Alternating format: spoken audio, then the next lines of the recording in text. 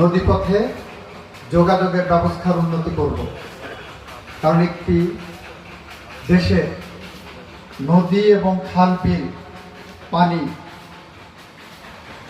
কতটা প্রয়োজন, কতটা জরুরি, কতটা জীবনমুখী সেটা বুঝতে পারবেন যদি কেউ মরু অঞ্চলে কেউ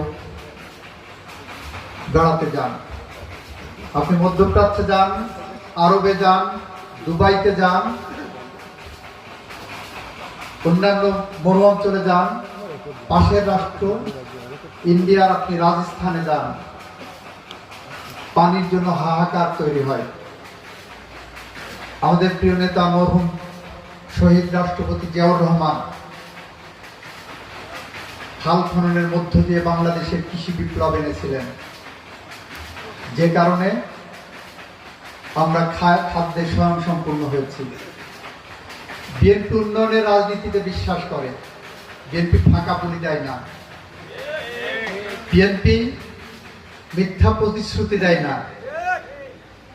আপনাদের অনেকে হাতের কালির দাগ মুছে যাওয়ার আগেই ভোট দিয়েছিলেন, ভোটে একটা কালি লাগানো হয়, অনেকের হাতে এখনো লেগে আছে। হাতের কালির দাগ মুছে যাওয়ার আগেই আমাদের প্রিয় নেতা, আমাদের মাননীয় প্রধানমন্ত্রী, আমাদের বিএনপি, আমরা নির্বাচনের যে প্রতিশ্রুতি দিয়েছিলাম তার মধ্যে একটি ছিল ক্ষমতায় গেলে কৃষকদের 10,000 টাকা পর্যন্ত কৃষি ঋণ সুদসহ মওকুফ করব। কি ঠিক কিনা? আপনারা জেনে আনন্দিত হবেন যে আমাদের ক্যাবিনেটের প্রথম বৈঠকে আমরা 10,000 টাকা পর্যন্ত সুদসহ কৃষি ঋণ মওকুফ করেছি, যে টাকার পরিমাণ 1500 কোটি টাকা।